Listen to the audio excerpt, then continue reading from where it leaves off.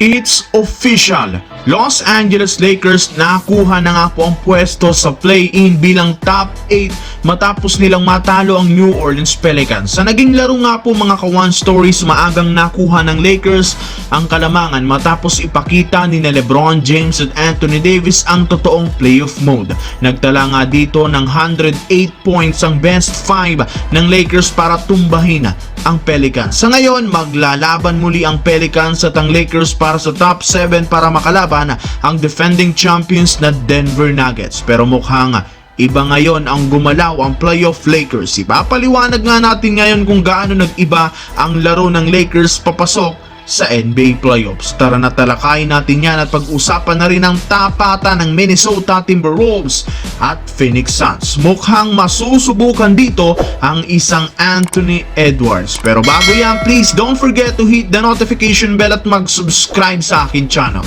124-108. Well, eto nga po mga ka-one stories ang naging talaan ngayong araw matapos manalo ang Lakers kontra sa New Orleans Pelicans. Marami nga po mga ka-one stories ang natuwa dito matapos literal naghalimaw si LeBron James at Anthony Davis. Lingid nga sa kaalaman ng lahat, 108 points ang naitala ng best 5 ng Lakers. LeBron James, 28 points, triple-double. Anthony Davis, 30 points, double-double. D'Angelo, 19 points. Austin Reeves, 20 points. At si Rui Hachimura, 11 points.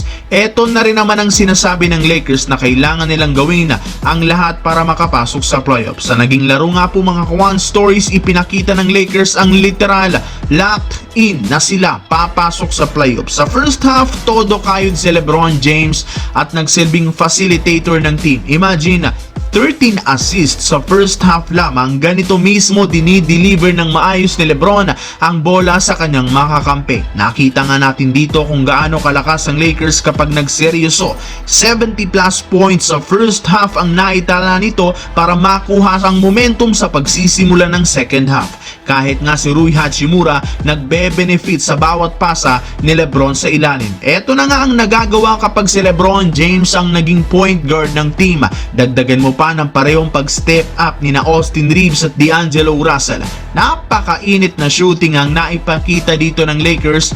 55% field goal percentage. Total team effort ang naipamalas ngayon ng team ng Los Angeles Lakers. Sa kabilang banda naman mga ka-one stories tungkol sa paghaharap ni na Anthony Edwards at Kevin Durant. Ayon nga po mga idol, mukhang mapapalaban dito si Anthony Edwards dahil kung inyong ang matatandaan, may sinabi nga ito dati na sila ang best team sa Western Conference, and guess what? Ngayong araw official nang sila ang magtatapatan sa first round. Kahit man nakumpleto na ang Timberwolves sa pagbabalik ni Anthony Edwards at ni Karl Anthony Towns sa kanila, hindi pa rin ito naging sapat para maipanalo ang laro. Nakuha nga po dito ng Suns ang panalo sa pamamagitan ng pagtatala ng Big 3 ng 74 combined points dahil nga nadepensa ng Wolves ang opensa ni Kevin Durant sa pagtatala lamang nito ng 15 points buong laro. Andyan pa rin naman si Devin Booker at Bradley Beal para pangunahan sila. Ito nga mismo ang dahilan bakit nahirapan ng Wolves